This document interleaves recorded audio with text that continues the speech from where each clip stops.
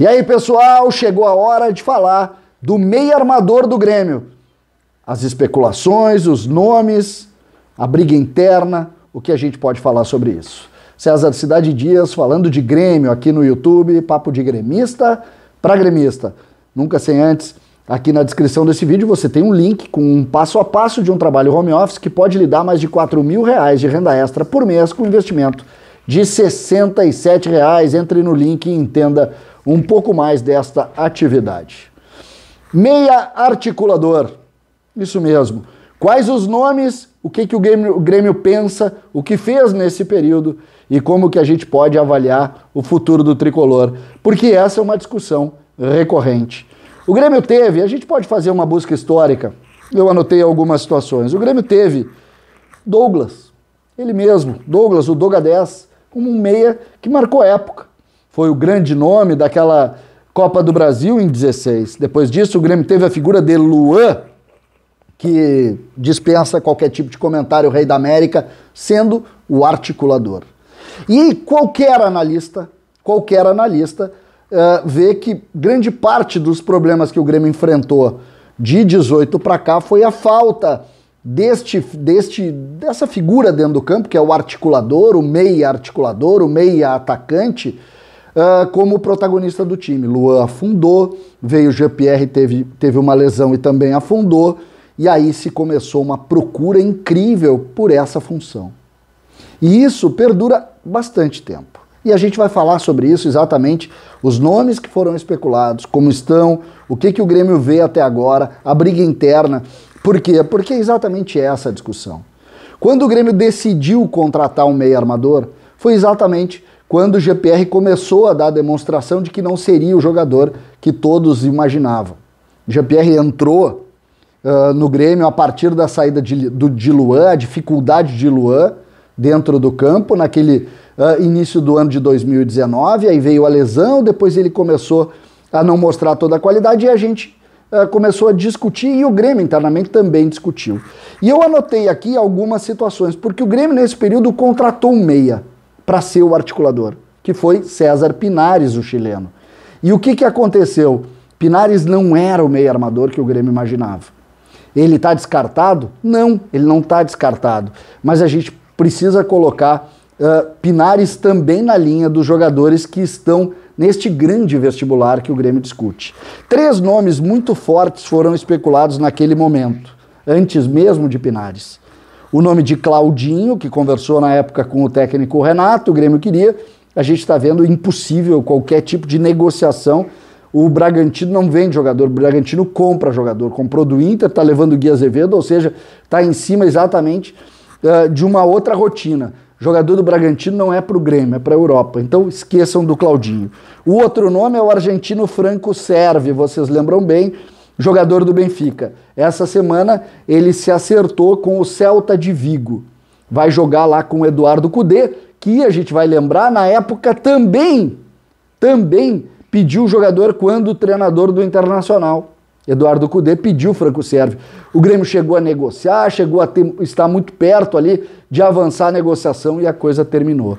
Por fim, o outro nome que sugere e que está, e a gente sabe das informações também, é o nome do canhoto Gaston Ramírez, ele mesmo. O que a gente pode falar do Gaston Ramírez? É um jogador que de lá para cá não andou nada na sua vida no sentido de evolução de contrato. Continua na Sampdoria, vocês lembram que ele estava negociando uma renovação, continua lá, um jogador de ótima qualidade que, por que não, poderia sim estar fazendo parte de alguma discussão por aqui.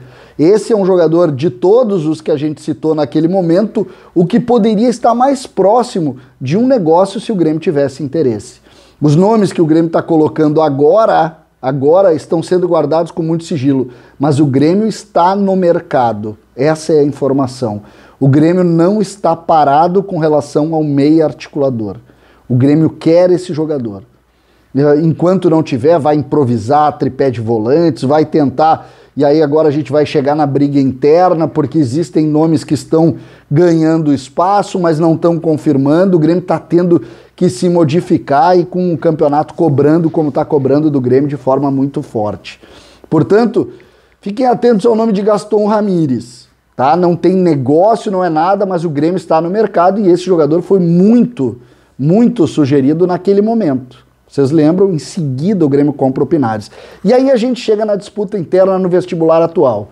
O nome principal da meia, que hoje perdeu pontos, é o de Jean-Pierre, já falei sobre ele. Quais os outros?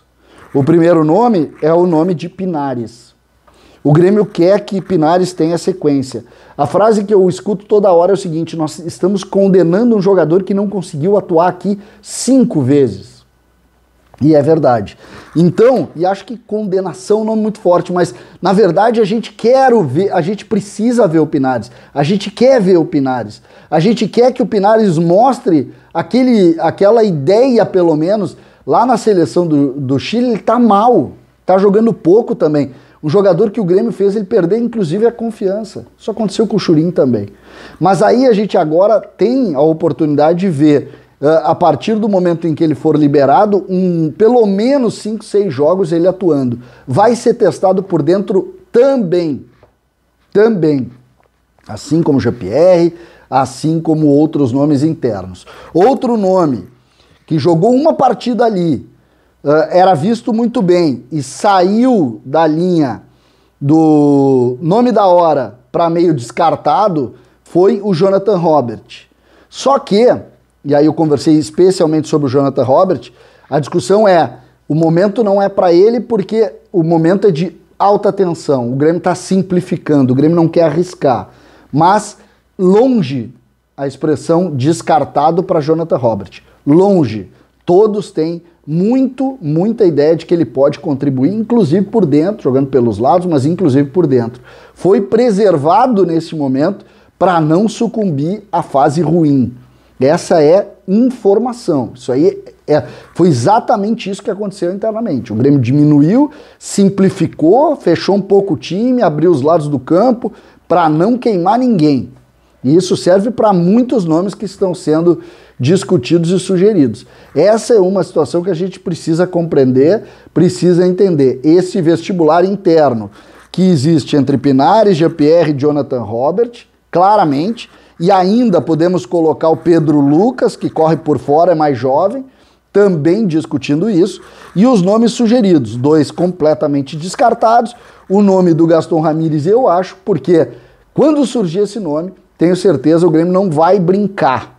O Grêmio, quando entrar esse nome no negócio, o Grêmio vai anunciar alguém forte. Pode ser o Gaston Ramírez? Até acho que pode, mas não tenho como informação isso. Tenho como nome que foi discutido naquele momento. Agora a gente não sabe disso. Portanto, fiquem atentos.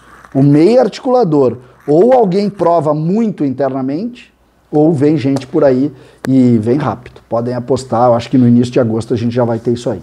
César Cidade Dias falando de Grêmio aqui no YouTube.